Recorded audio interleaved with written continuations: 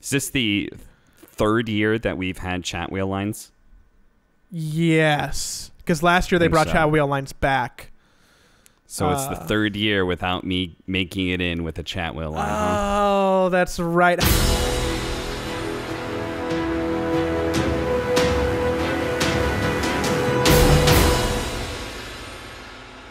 And now that we've synced the audio, I can compliment you on your sweater. It looks very warm and cozy, and like a very nice gift from maybe your mother, girlfriend, from yourself at Macy's. Was that your own purchase, or was that a gift? ESL. Okay. What percentage of very nice gift, yes. It looks nice. If it didn't have the logo on it, it would pass for like Nordstrom's maybe.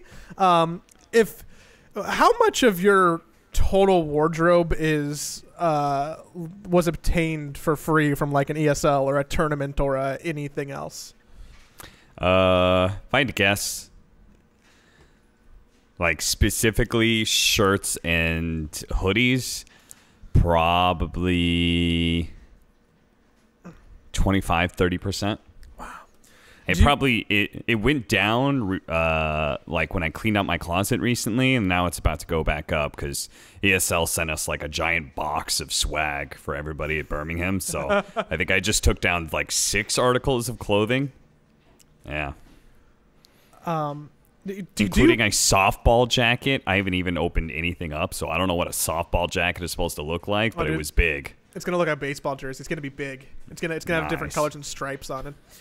Do you like going out and shopping for clothes? Is that something you get enjoyment out of, or are you like Mom, I don't want to go to the mall type person? I generally don't like leaving my house for any reasons, but shopping for clothes is okay. I don't do it very often, so it's an acceptable experience. It's like an event. I'm happy having new clothes. Let's put it that way. Okay. I have a problem. I've taken to buying clothes online now off of Instagram ads. They work really well on me.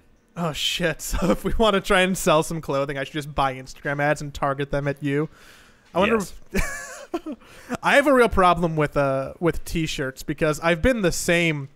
Basically, I've been a men's large T-shirt since, I don't know, middle school, and I just don't throw them away. So basically, if you look at my closet, there's like a progression of stuff that I've had at this point for over 10 years, like getting close to 15 years. And I should toss them out because when I move, I have probably over 100 T-shirts. It's disgusting. And I probably keep a good 40 to 60 of them in rotation, but there's some in there that like I have for hoarder purposes. No, I shouldn't. You just moved, dog. I got rid of. Why didn't you? I got rid of so much stuff, dude. This was the best purge I ever did. My roommate's looking at me right now. He's in the living room and he's nodding his head. He's like, "Yes, you did throw out a lot of stuff." So I feel validated. How did you have 100 shirts though? But I heard he said he's lying. That's not true. He's just trying to do a bit. He's trying to be part of the show. Fuck off, Nick.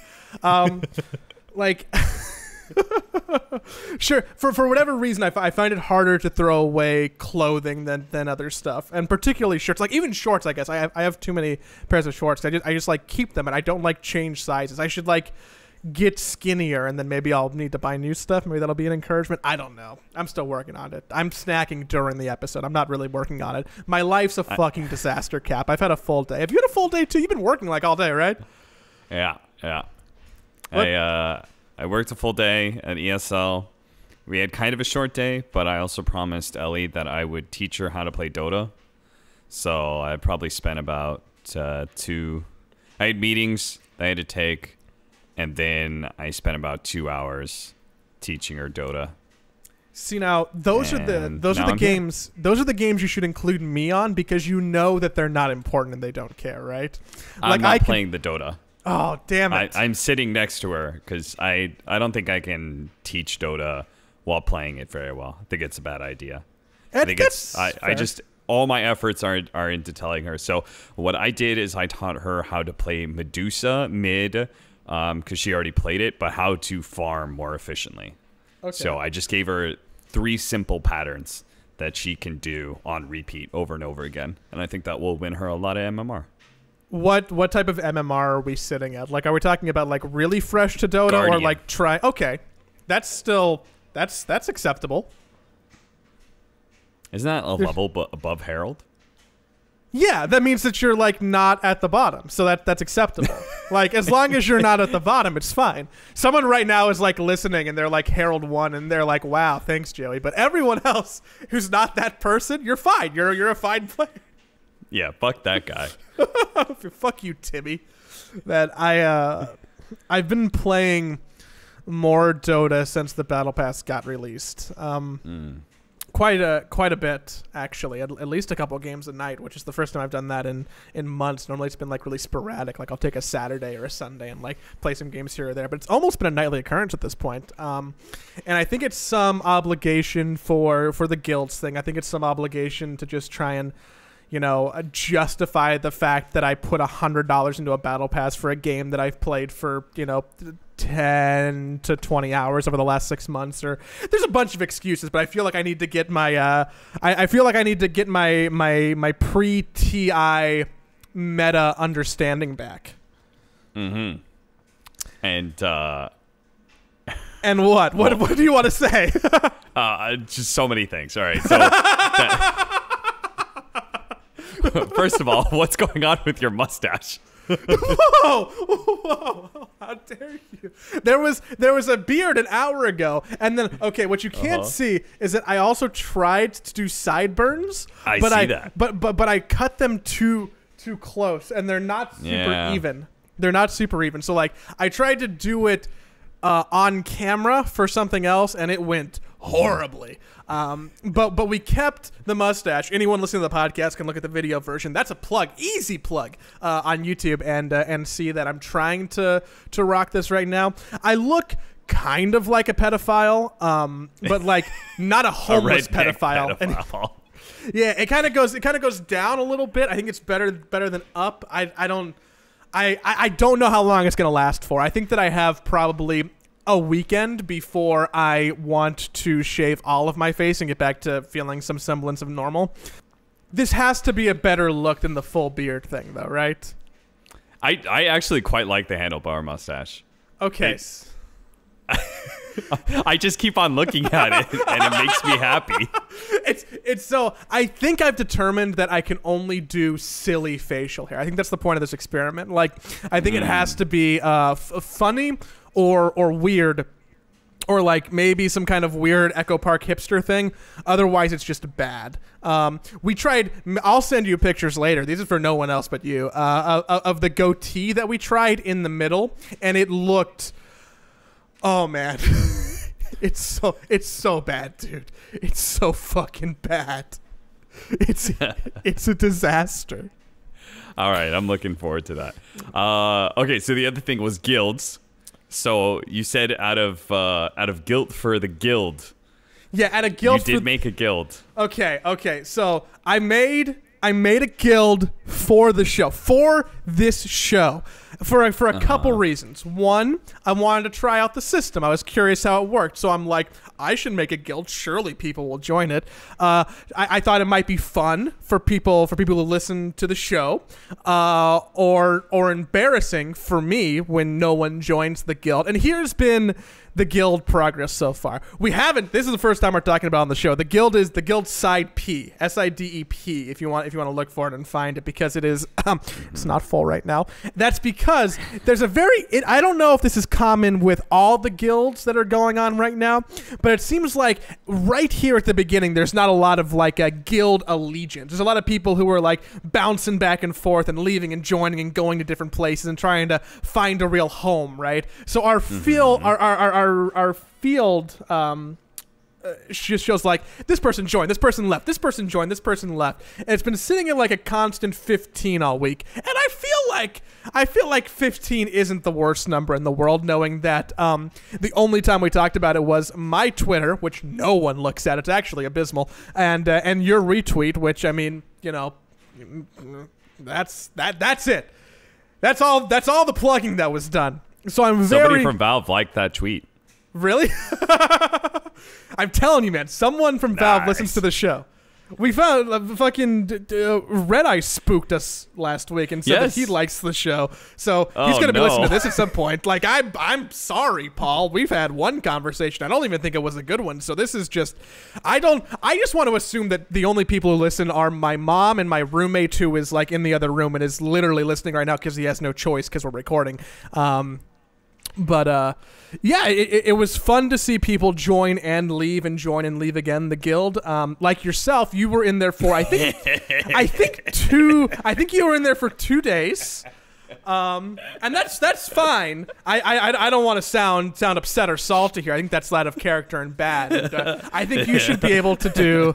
I think you should be able to do whatever you want, and I shouldn't tie you to this dumpster fire of a wagon. But I'm just saying, for posterity's sake, for anyone who's curious about our status, That was one of the guilds. That was the first guild that I got an invite to from a friend. I got some spam guild invites for sure, but you were the first one to invite me, and it has my face on it, and I felt compelled to join. I joined, and I wasn't playing any Dota at that time because the Battle Pass came out during ESL 1, which was a shit show, by the way. If somebody is from Valve was listening, thank you for that. We'll get there. Our days have been real messy. But no, But yeah, so when I finally one of the days we got done early, and I went to play some Dota, and I had an invite. I had an invite from Blitz, and his guild that he is an officer of, and is the Church of Babayev. Oh, so it's the official RTZ fan club guild? It's the official RTZ club created by Zai. He created the Church of Babayev. He is the Pope Zai. I believe RTZ is the cardinal or something like that. There's a bunch of archbishops, and everyone else is an acolyte of the Church of Babayev.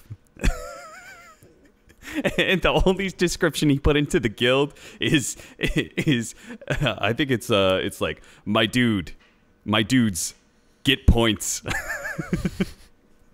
And so it's 50 of like the top of like a bunch of like top basically 500 and a Dota goons that play a bunch of Dota and are going to grind a bunch of points. So I think we're about to be level 3 already.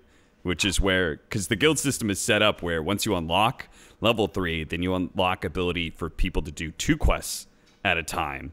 Yeah. So that naturally means even more points. And so I'm just trying to get those points, dog.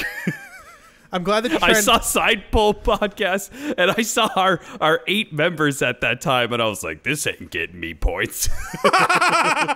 Dude, it's not getting me points either. I think that I might be like number 3 in terms of point getting, because I'm putting in the work. I want everyone to know who's participating. I am putting in the work and dedicated. Yeah, I'm interested. I don't even know what the points get me. All I know is I want points. What happens if you just join a guild that is already a certain level? Do you just get grandfathered into all those rewards?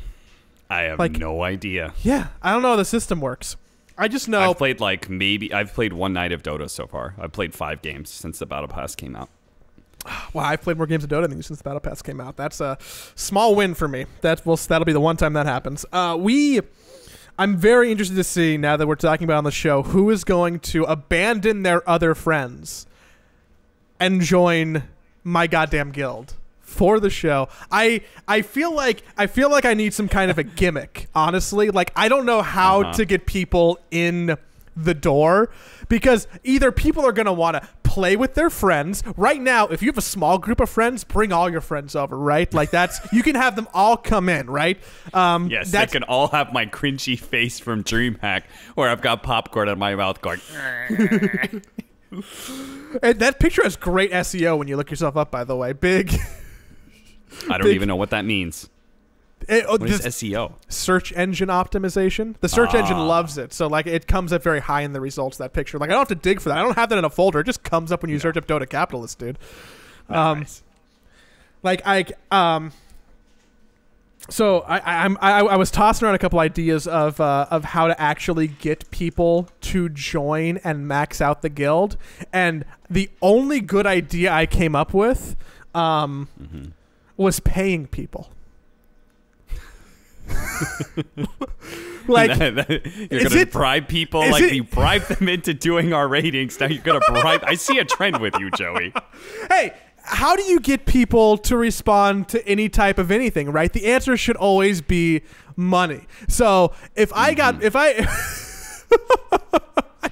I don't know how else to get people involved. It's not like, hey, do you want to be involved with in a guild with this dickhead who might not play a lot of Dota and net you a lot of points? Also, he's not good anymore. He only knows stuff like Chaos Knight and Bounty Hunter. Probably not. Do you want to be in the guild that's about capitalists who left to go hang out with his cool friends? Probably not. That doesn't even have cap. It doesn't even have him in there. So like, how do I get people in the door? How do I max out this guild and prove that this vanity project is worthwhile, or that we have 49 fans and myself who are willing to join the guild? I don't know how to do it other than to literally pay people to join. But like, do I give everyone money? That seems not conducive. People just take the money and leave, right? Like, I need some kind of an insurance policy to get people invested in this guild. So I'm thinking, and I don't know if this is the best idea. I'm kind of spitballing. This is a live brainstorming sesh.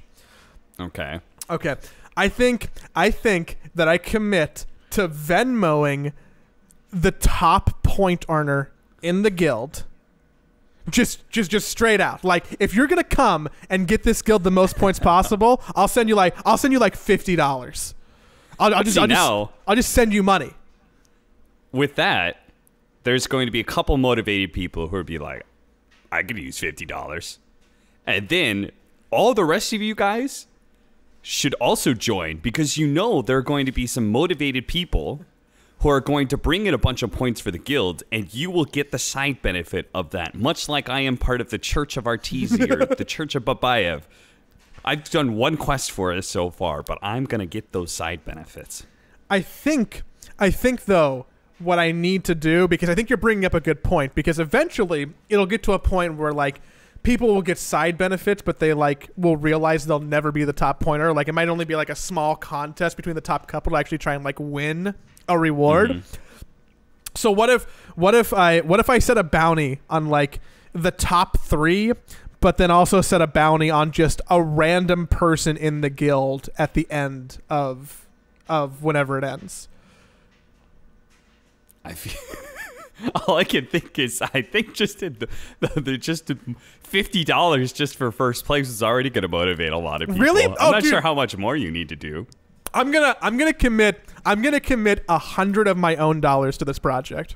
I'm ready to take a Benjamin out of my wallet, kiss it goodbye, and somehow distribute that among people who are willing to join and participate in the Sidepole Guild. I don't know what the best way to distribute it is. Is it a straight $100 for first place? Is it like a top 3 tier structure? Do I randomly distribute it to different people who are there at the end or who have been there? I don't know. I should figure out, like, I'm not a tournament organizer. Someone call John ESL or like Peter Blast and figure out how to organize a league. Maybe Bruno has an idea. I don't know. Like, I don't know what the best way to distribute a prize pool is, but I'm going to put just a straight up bounty on our bounty board for the guild, and I will be goddamn so disappointed if I cannot still get 50 people in our guild, 49 people and myself, if I literally bribe people to do it. Okay, so the question is, if you get battle pass points from being in a guild, I legitimately don't know. I've only played one night of Dota, and most of that night was not spent looking at the battle pass. So I'm still not entirely sure what you get, but do you think this might actually end up being more efficient than paying for levels?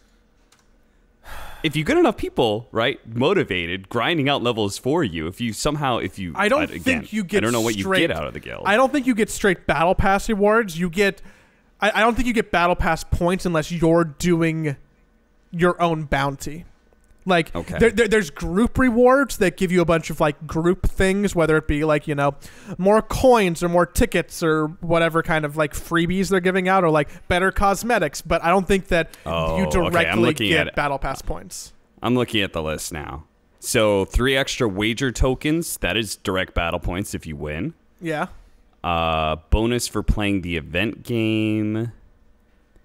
More tips so you can give other people. 5 extra wager tokens again.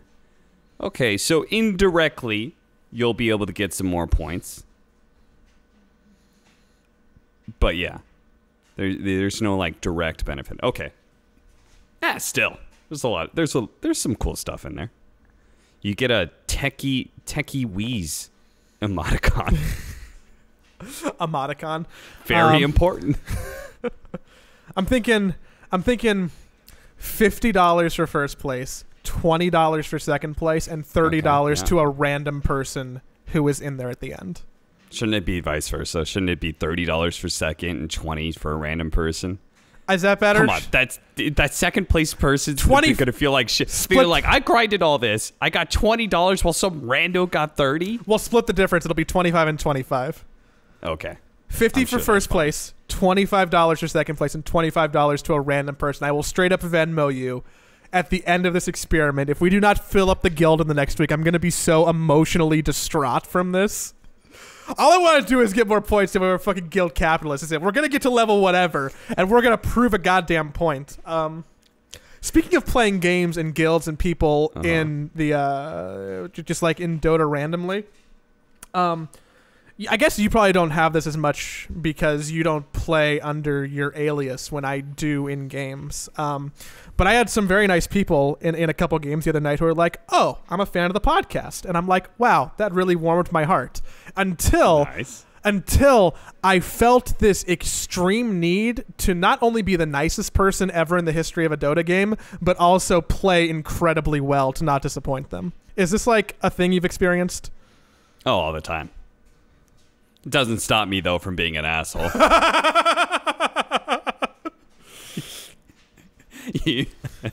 Yeah. I try not to do it too often, but like occasionally when someone really pisses me off, when someone's like, it's always when they try and be personal, you know, when they're like, because it's at that point in time when they do something like, the biggest one is calling out the amount of hours I have in the game. That's a big one. You play blah, blah, blah amount of hours. You're still shit or something like that. You're wasting your life or whatever. That's sad. Then at that point in time, you know, like I gotta pull out the big dick at that point in time to shut them up and just be like, dog, I make money from this game. That's my job. I make money. This is indirectly funding my revenue stream by me being here in this shit game with you. I make money talking about video games, you little bitch. You think you can clown on me? You think you can shame me? My life is fucking great. I've only done that once or twice, but it's always when like somebody tries to get personal with it, you know. I think it's less about being a nice person, even though I led with that, but it's more like when. Because this isn't like the first time it's happened. Now this sounds weird. Like, I mean, I've ever since the whole necro thing, I've always get recognized in games probably more often, and with Reddit too. Like, I just generally get recognized more often than I think I should in all reality. But every time it happens, I feel the need to just play really well to not look like an idiot. That's what it comes down to. It's more like a personal pride thing than even like a niceness thing. Because I think my base level of niceness, my behavior score never dips below 10,000, dog. Like I get all the comments. I'm nice guy Joey over here. Let's rah go team. I'm like a therapist. But as soon as someone's like, dude, I like the podcast, it's like, wow, that's so nice. Fuck, I have to try so goddamn hard at this game to win. So for anybody who like watches like. If you listen to this podcast and you don't watch me stream and you've never like run into me into a pub, the truth is that like I really can be an asshole. But the truth is it's like somebody always has to dish it out first. That's like a big rule with me. Like I try really hard not to be a dick about anything. Like if you're playing bad, it happens. I know exactly what that's like. Everyone has a bad game. I never like try and hold on to grudges from one game to the next, you know, like every game is a new, you know, it's a new take on life, you know, it's entirely different game. Sometimes you just have a bad one or whatever. But there are some times that I am human and I do break. And sometimes, you know, I get a little upset when my team is just playing bad. It happens very rarely, but sometimes I do break. And sadly, very, very sadly, one of those times happened where I was playing. I remember Sniper was part of the game somehow, and I think it was like 2 or 3 guys, and they were in a party queue, and I was solo queue, and I got them on my team, and they were much lower MMR than me. This was when I was in Europe, and you know, they were just playing like dog shit, and I was owning the game, and I was trying so hard to carry them, and I was trying, you know, real hard to like not fall into the flame, but you know, at some point in time, I did. It was one of the rare times that happened. And what do you know? ESL 1 Frankfurt rolls around. 2 guys come up, say, "Hey, Cap, nice to meet you. Can we get a signature and stuff?" I'm like, yeah, absolutely. Love to. Love meeting fans and stuff. It's really cool. It's really nice. And they're like, "Yeah, we're big fans. We got you in a game once, though. And I was playing Sniper, and he was playing something else. And you kind of flamed us for playing bad." I was like, oh no. I felt so bad, man. Because like I really don't do that very often. I don't mind being an asshole to an asshole. You know, that doesn't linger on my conscience whatsoever. You know, but yeah. It was just one of those rare times that they were not being dicks. They were just not playing well. And, you know, I flamed them. And it turns out I would meet them later on to life. I apologized to them quite heavily. And that story, like, it obviously made an impact because that was like 4 years ago or something. But like, I still remember that quite heavily. And I always feel really bad when I think about that. But yeah. There was a point in time where I stopped being like, I don't think I was ever ragey, but sometimes I would just be mean for like no real reason. And I don't know if it was like just blanket maturity or what really changed, but it was sometime probably when I was playing Counter-Strike Source. So probably before Dota, where I'm like, oh, you know, maybe I shouldn't like be shitty to people. I'm glad I had that realization. Sometimes though, if I'm ever mean to someone in a Dota game, like it's never personal attacks, it's never like calling them idiots, it's not stuff like that, but I can get sassy, I guess, like, man, really shouldn't have tried to deward that ward when we saw 4 people standing by it, or oof, man, did he really kill you for the 3rd time and you still haven't bought dust? Do you want me to buy one for you? Like, that's the extent of how I get. And sometimes you just try and make them feel stupid. Yeah, I do, and like it's like backhanded and passive aggressive because I'll still say it with like a friendly tone, which oftentimes makes it worse because they know. But it's like, hey man, do you just want me to buy you a dust? I can get you a dust. It's never received well, but that's like the worst it ever gets, and it's very seldomly the case. I feel like as soon as I have a game where I feel frustrated in any way, shape, or form, that means that it's my last game. All and right, I'm pretty good at that.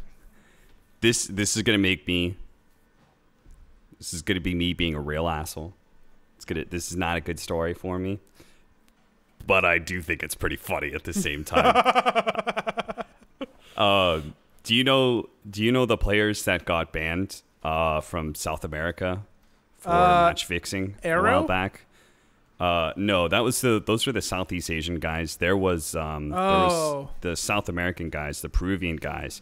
One of them was Smash, who's like was a really big name, Peru. Yes. So one of his teammates, I think it was Van, he was being a real asshole in pubs and stuff, like just really fucking toxic and shit. And I remember he was laying into me, and I hadn't done like anything wrong. Like maybe I'd misplayed a little bit or something, but like he was really laying into me. And you know what? I was like, fuck it, I've had enough.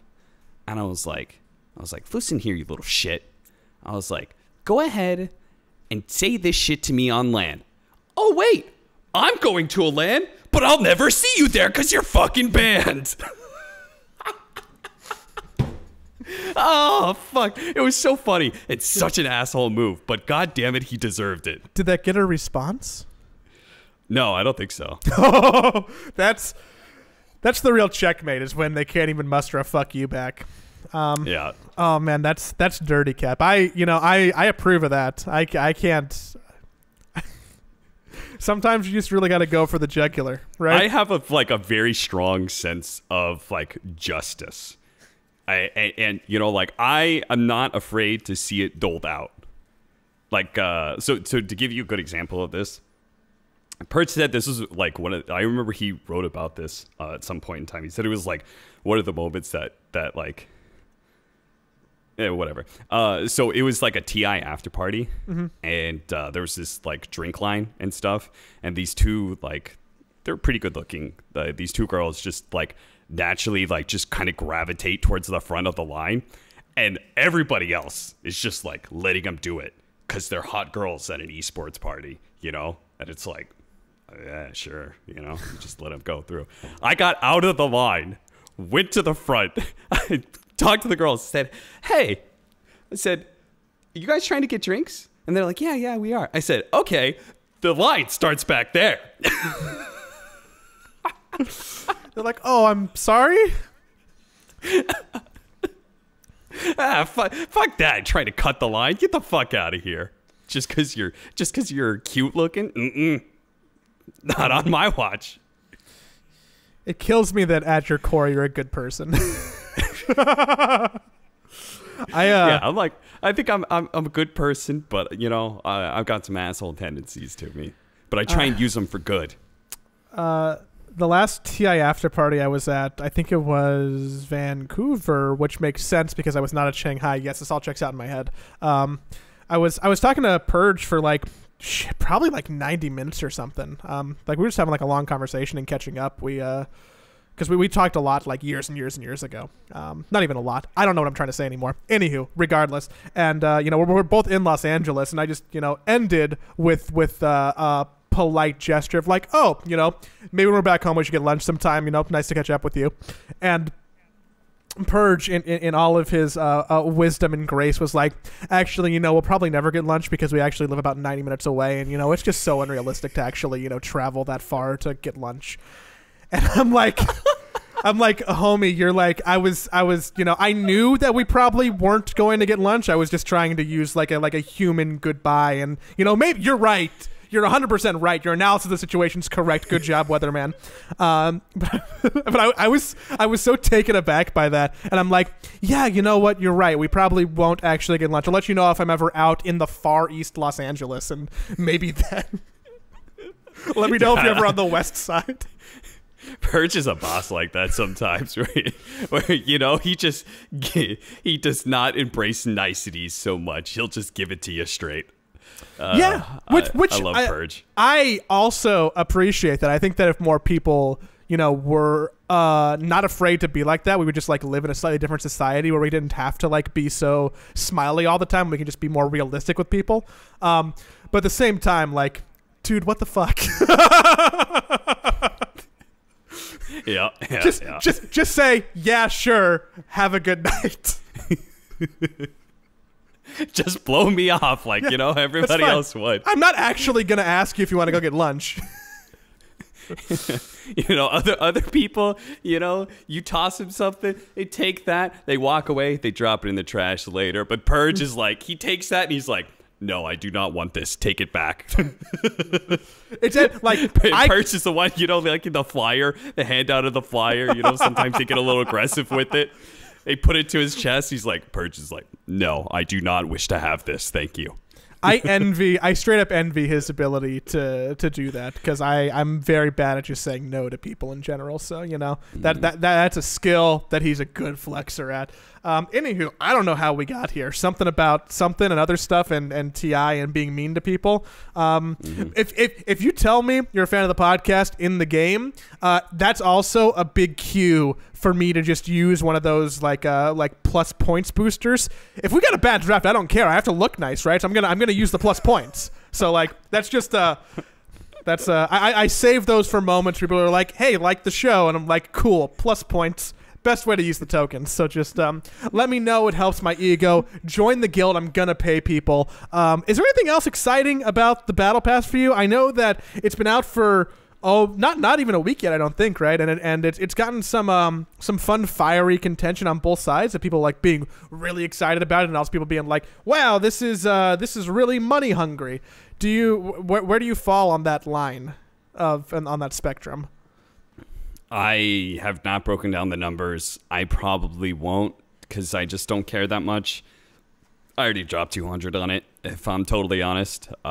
Basically, what I do is kind of a rough estimate of like, okay, this is the last thing that I want out of this battle pass.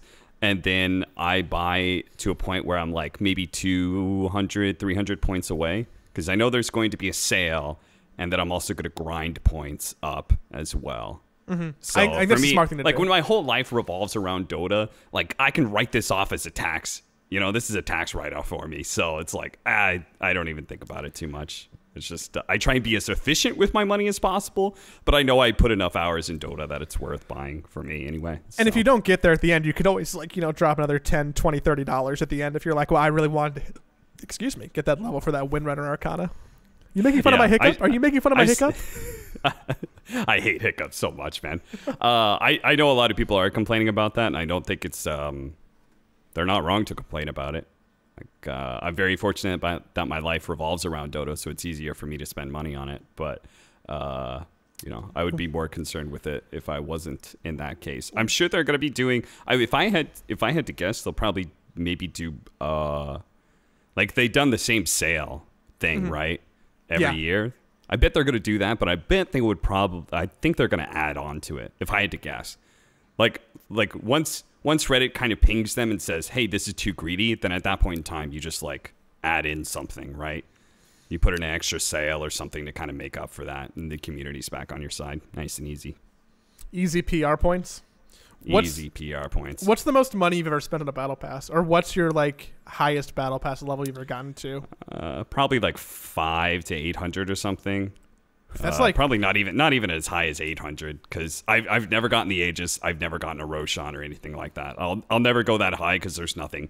I literally just want the chat wheel lines to spam in games because it's more fun to play Dota that way. That's all I want. And I don't even go as far as the Legacy Caster sound pack because that just feels like I'm spending way too much money when I've got a bunch of other sound devices I can use. Maybe if I was a professional player, I would definitely go all in for the max chat lines.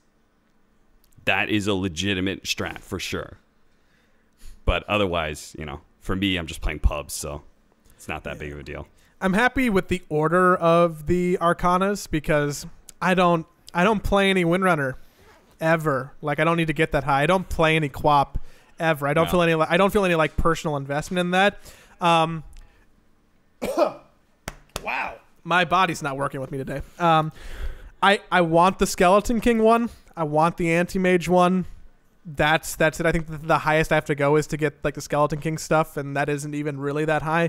I put $100 into the battle pass. I think I'll probably between grinding and the sale, probably get there. If not, spend like another $10, then I'll be stoked. Because I do, I still like playing Skeleton King support sometimes. I think it's fun to do. You're making a face. No one on the audio version knows that you're making a face right now, but I'm just trying to explain that you're... Yeah. So that hero... You're killing me, Joey. That hero is in my rotation, and I feel like any hero that's in my rotation, I want to get cool items for, because why not flex on plebs? But yeah, I think that you get like. It feels like you get less stuff out of this battle pass because there's no setup for player card packs for fantasy. And if there's no fantasy, we don't even know when TI is going to happen. That's going to be a real bummer for me if that's the case. We don't know if it's going to be like a DPC thing. We don't know when the battle pass is going to... I think we know when it's going to end, but we don't know like how it's going to affect the rest of the ecosystem moving forward. Like, there's just so many questions. Do we know when it's going to end? I think they said it ends in September. I think that they said it ends in September. I could be wrong. I could be pulling shit out of my ass. I don't know. But do we think that TI is going to happen? No. Before September? No, absolutely not. So why wouldn't they just stretch the battle pass out until TI happens? What if there's no TI and then this year and next TI happens in late summer, July next year, and then we have a battle pass for 13 or 14 months? Then why did we put a battle pass where 25% of the money goes to TI? I would have... I'm assuming. I mean, because it makes a lot of money, but yes, because it makes a lot of money, because capitalism. That's how the guild works. Capitalism. I'm gonna pay people to join our fucking guild. Side P. And that's whatever. I would assume that they have a plan. And I don't think I'm in any place to like judge or guess or take shots in the dark, knowing that I don't know what the plan is. I think if there wasn't a plan, what I would want to be doing is just saying 25% of the proceeds goes to funding like a more broad term, like Dota events, because then maybe you can like justify that for the DPC next year, or maybe you can justify that for a major that isn't TI that maybe happens in early 2021. If we skip a TI, maybe you use that for TI because it happens earlier than we're supposed to. Like, I don't know what the plan is at all, but just straight up saying that it's going to be TI 10 feels like maybe they're pigeonholing themselves. But again, I'm sure they have a plan that we just don't know about. Yeah, I like it. Also, just the biggest thing that it leads me to is like, I don't want to see a TI without that battle pass enabled, you know, because that like it gets people, TI gets people into Dota, and being inside of Dota, you see the battle pass. There's a bunch of cool shit there. You can play some custom games. There's the fantasy card pack that's a part of the battle pass, and then specifically, just for the sake of the competition, the chat wheel has been a crucial part of certain teams' winning strategies, like OG. I don't want to see a TI where they can't span their chat wheel lines, man. That adds to the whole entertainment and drama and fun of the game. Yeah. I have no idea what's going to happen. It feels like a fool's errand to even speculate. I just hope that they have a plan and that it makes sense. For me, it feels like it's an arbitrary date where they're just going to stretch it out until whenever TI actually does happen. Yeah, that's also possible. But, I mean, you know, who the fuck knows what's going to happen in August or July or in 2 weeks from now, if we're being, like, really honest. Like, what? Who knows? Who knows? World's crazy, dude. Third year that we've had chat wheel lines? Yes. Because last year they brought chat wheel lines back. So it's the third year without me making it in with a chat wheel line. Oh, that's right. How do you... Good times. How do you find out about that? Like, do you load up Dota? I find out the way everybody else finds out. Or in this case, because I was casting ESL 1, I found out by not having people at me was when I knew. I of course, like, I went through the battle pass like at some point in time, but I was on the panel at the time, so I wasn't on a computer. And so I just, like, when the battle pass has been out and 5 minutes later, if somebody hasn't added me about a line or something, I know I don't have one in there. And then I feel a deep sense of sadness. You don't just, like, go back through and check anyways. You don't play all of them and be like, maybe someone missed it. Maybe someone didn't scroll to the $2,000 lines and I'm back there hidden with the... No, I went through... It wasn't more like that. I knew I definitely didn't have a line. And I knew this for there were other tells as well. Like, no one asked you for permission? Not even that. I don't know if they do ask for permission. But... Anywho. Yeah, maybe something like that. I feel like Bruno might have, like, tipped me that, you know, there was something coming or something, you know. But yeah. Remember when I said I didn't care so much? Like, it didn't add any money? Yeah. Well, turns out I found out this year I do care. Oh, no way. No way. I didn't care the previous years, man. But if you think about it, because I went through the lines to figure out, like, what were the new ones and, like, what was added and who was added.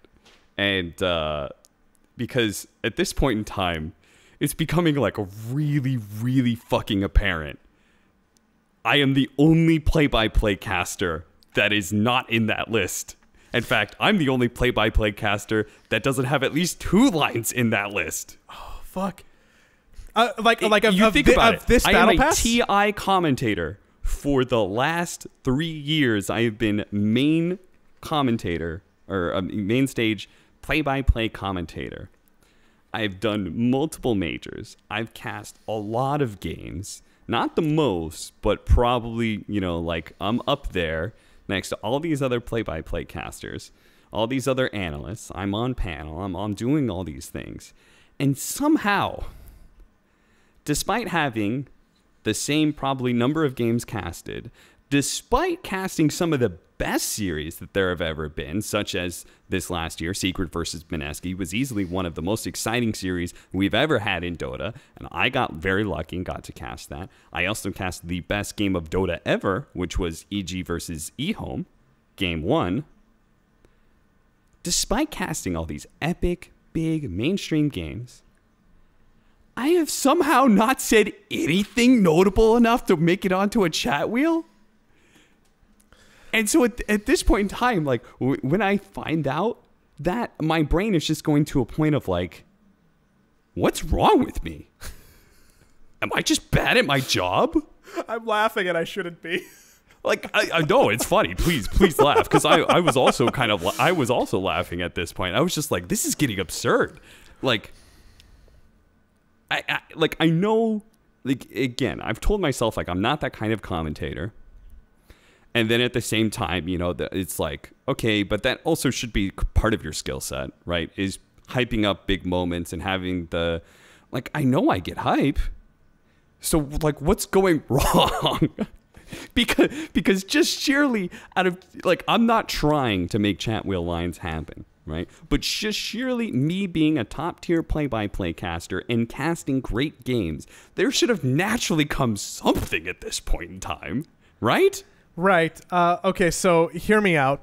What's the what's the hashtag? Like what's the Reddit post? What's the campaign here?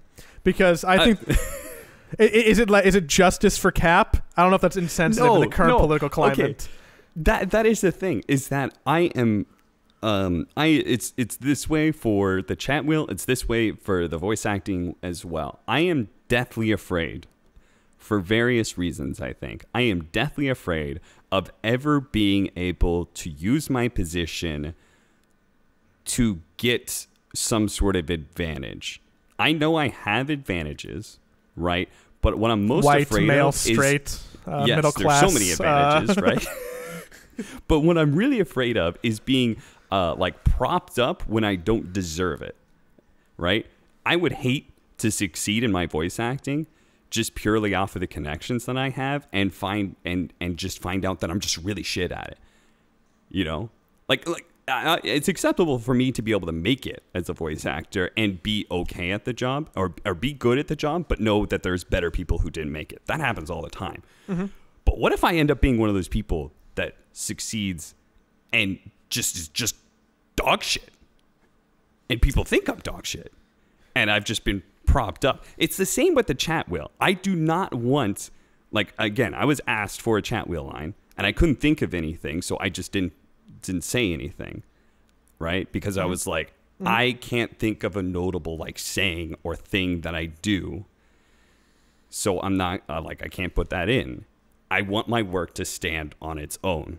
That is like, I'm very big about that. I want my work to be able to showcase, like, the kind of talent that I am, one way or another. So I will never want some sort of Reddit post or something like that that says, like, where's Cap's chat wheel line? I don't want the sympathy of just like, oh, well, I guess you don't have a chat wheel line, so I guess you should disturb it. What's disturbing to me is not that I don't have a chat wheel line. Sure, that'd be great for branding or something like that, but it's the fact that if I was a really great commentator, I feel like I probably there should be a moment like that by now.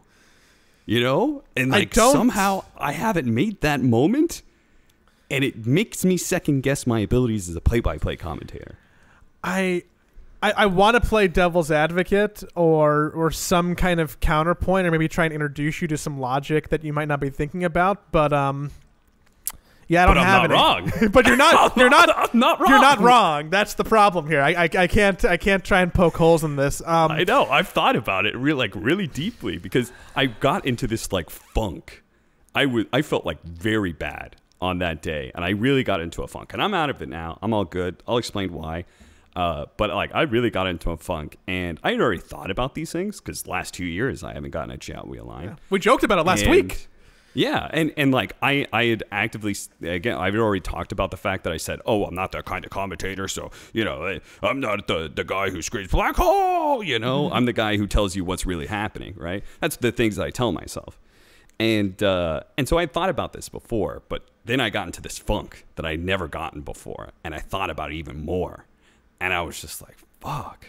And I was feeling real shitty about myself, and then on top of that, I'm doing ESL 1, and I felt like my play-by-play was off. That made me feel even shittier, you know, because you have on and off days. I think most people have on and off days. Owen doesn't. Owen's always on, for example. He's just so naturally good. He's an enigma. He's the different person. I've never seen him have an off day. I've never listened to a cast and been like, no, Owen, I don't know what he was drinking last night, but he is stumbling all over his words. He can't make sense of a sentence, and I don't think he knows where this game's going. Like, Owen always is quick, fast, funny. You know, he can always perform. Toby, I've seen him have some off days, but like Toby can usually pull through with just the sense of his character. You know, it works a little bit when Toby stumbles because he's just kind of a goofy guy, you know. But so I was struggling at ESL 1. I was in this funk about not having a chat wheel line. I see like you know, I love Lyrical, and I think that Lyrical Trent was really cool, and you know, I love their duo, even though I tried to tear it apart. But like I was happy to be able to see him be able to get some stuff. But you know, I'm sitting there going like, okay, like Lyrical got like 2 this year or something. I think he had 1 last year. Toby got another one. And then I'm like, fucking LD's getting some. And I'm like, LD isn't even casting nearly as many games as I am. And yet LD shows up to like these online games, and all of a sudden he's got this great, fantastic meme moment. God's got one as well. Happy for him. He didn't have one before. And I'm just like, so you're the last. How the fuck am I getting beat out by LD who's not even going to TI? and I was like, fuck. And side note here, I felt really bad for Grant, because if you see the line that is LD's, see you later, nerd, that's a Grant line.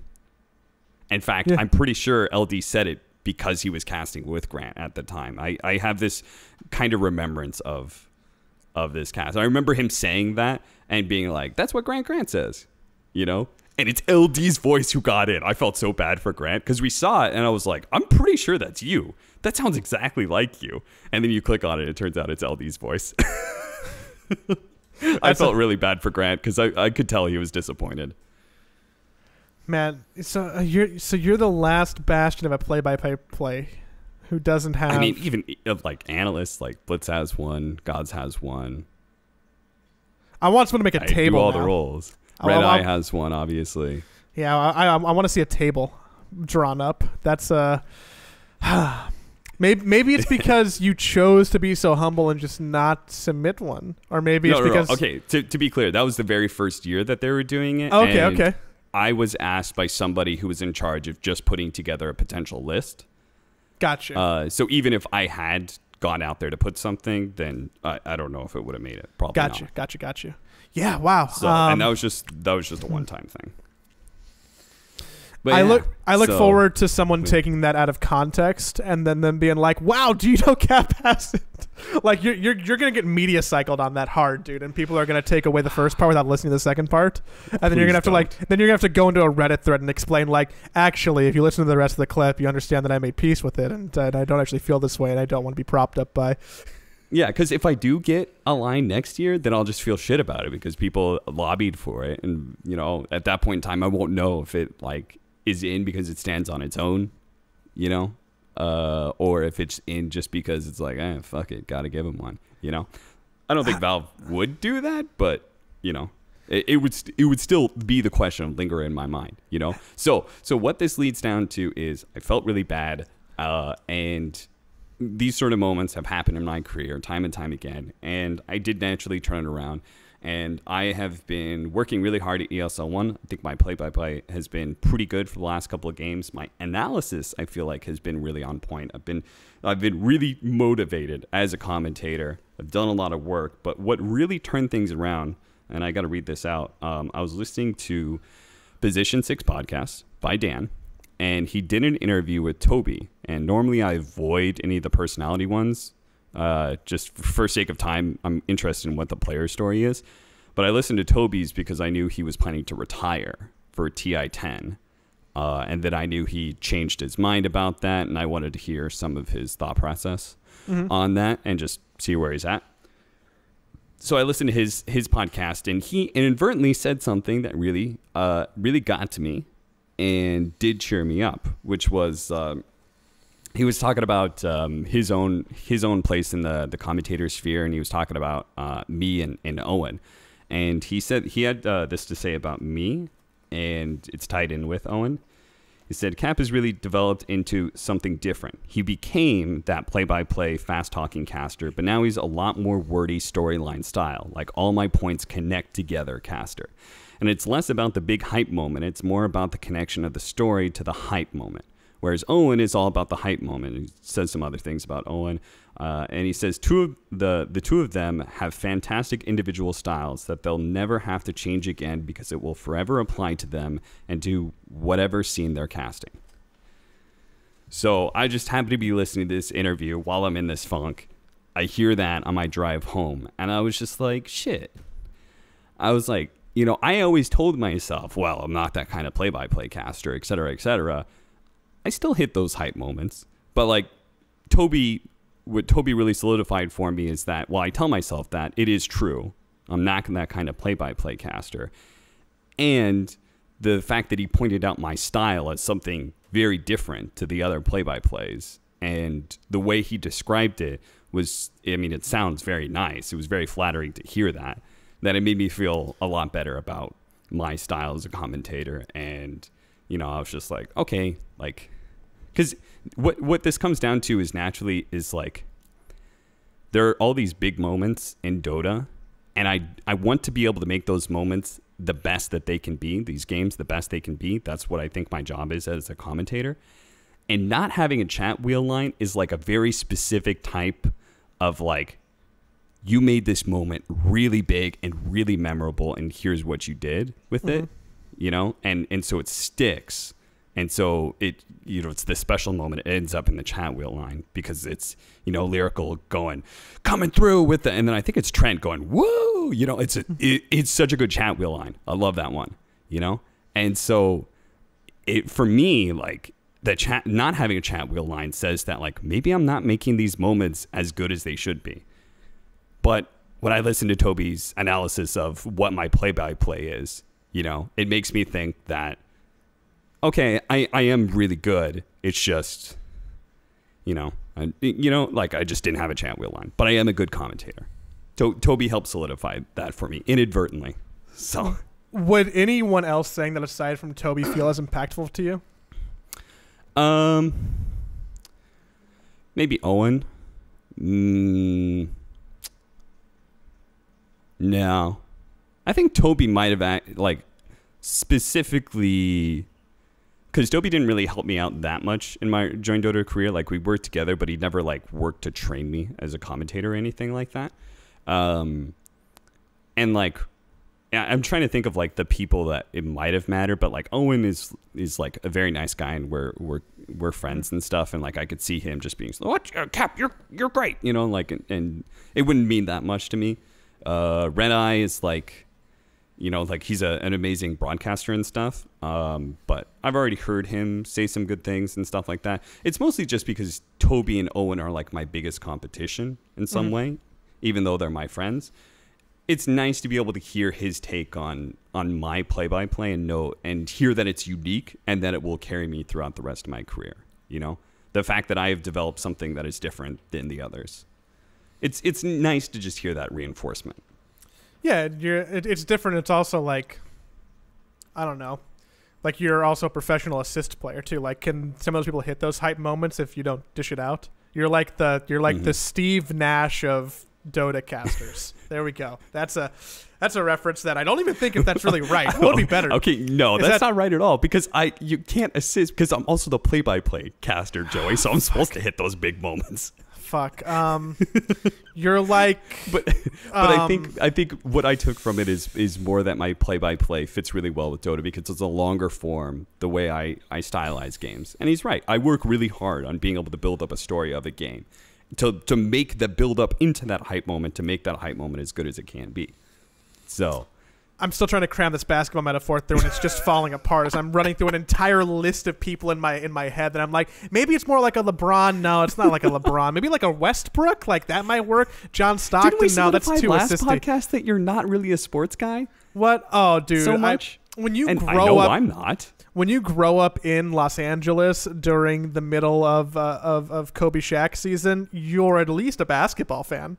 Okay, fair enough. So that's it. I'm trying. I'm really trying to connect dots here. I'm digging and I'm failing. And why are these podcasts recorded live? I mean, I feel like I should just edit in the part where I say the right person's name and actually sound intelligent, but we're just going to let that all live. Man, we didn't even go back in the middle of the show to talk about how people should follow the podcast. So I'm going to do that right now before we start to wrap up, because we're not done. So don't fucking close the app. You see on the timeline it's not over, because there's still voicemails that I have to play for you, because surprise, we got more. Y'all participate, and I love that you're participating. But before we do that, I do want to remind you that you can follow us on Apple, Spotify, whatever podcast player you like. We're on all of them, literally all of them, even the shitty ones like Stitcher. Or you can watch us on YouTube. You can check out the horrible facial hair I have and Caps, which is better than mine. What if we gave you like a really edgy look, Cap, like tweezed your eyebrows so you have like a split eyebrow? I feel like you can probably rock that. There's an alternate world where you can also do a good eyebrow ring. I'm getting off topic. Could you do an eyebrow ring? Let's do an eyebrow ring. Your camera went off. That's fine. Watch us on YouTube. Follow us on podcast platforms. That's all great. If you give us a 5-star review on the Apple Podcast Store and we read on the show, we'll send you something, maybe a Dota item, but not money like we're sending people who are going to be in the Sidepull Dota Guild. I promised, Cap, we were going to have another voicemail. We have gotten a couple more. People have been participating, and I don't know if I'm excited by that or... you know what? I think I am excited by it. I think that there is... I'm going to be embarrassed if we have more voicemails than guild members, because, again, not paying for the voicemails, I am literally going to send people money for the guild situation. I cannot stress that enough. This is very important to my vanity. I would have been really embarrassed if nobody sent any voicemails after we practically got on our knees and begged them to. So I would have been embarrassed if no one joined the guild after I said to do it. That, like, dude, there's nothing worse than like, hey, everybody, you want to come hang out with me and be in a guild? And then crickets? Imagine that. There's zero cost to it. Anywho, I'm going to go ahead and drop in our latest voicemail right here. Hey, Captain Joey. I'm calling on behalf of my brother, who would like me to make a plea to Joey. Joey, please stop doing weird shit in my brother's pub games. It fucks up way too many of them, and he just keeps getting queued with you. Thanks, guys. Have a good one. Love the podcast. This is Are a you lie. happy, Joey? This is a lie. This is a lie. This is someone who is making up a scenario. I don't believe it's true. I don't get queued with the same people multiple times. I don't play enough Dota to get queued with the same people multiple times. Imagine that if someone's like, oh man, I got 3 games this week. No, it's not true. Maybe this happened a couple years ago. Maybe this is like some really sour grapes that are not new, but I cannot think of a scenario. I'll check my goddamn Dota buff. I am convinced that this is voicemail fraud. This is like prosecutable by U.S. state law or something. This is fake news. Are you happy you begged all those people to leave a voicemail now, Joey? No. I am. I'm happy. Why? Thank you for leaving your voicemail. I appreciated the contents of its message.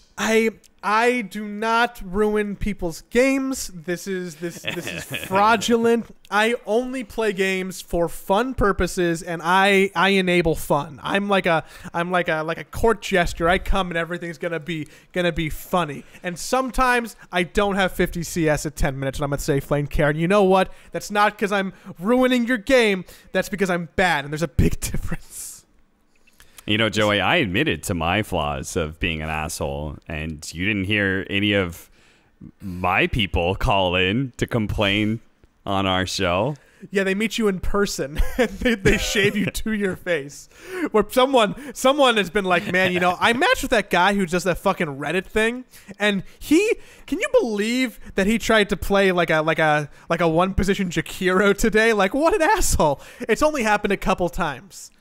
All right, it's only happened a couple times, and never in ranked games. I don't do silly stuff in ranked games. Unranked games should be cannon fodder for if I want to play a hero in a weird role. If I want to bust out the support Wraith King, I should feel like an unranked game is my safe space to get a little funky sometimes, right? Variety, it's the spice of life. Thank you for your voicemail, sir. Isn't this fun? More of you guys should call in with your complaints about Joey. I like this segment. Thank you for teeing me up to rapidly find the number because I forgot it. If you would like to call in and leave a voicemail that we will play on the show, with your complaints about Joey. No, that's not what we were doing, Cap. We're just advertising. It's a new segment. That's not what they say. There's not enough people who can complain about me. Okay, it's fine. The number is 805-328-4024. Call. Leave a voicemail.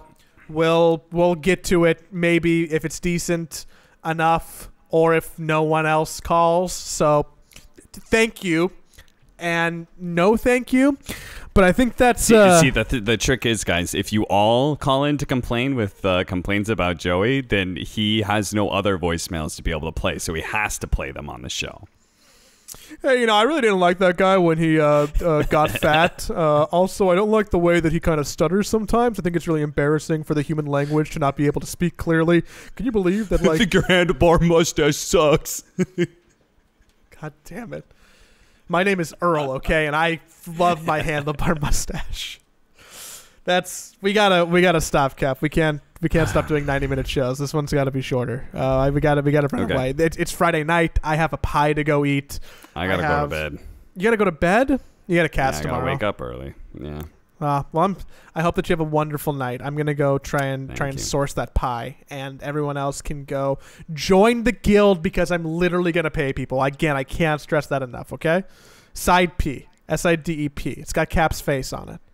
#1 rated podcast, New York Times 2020.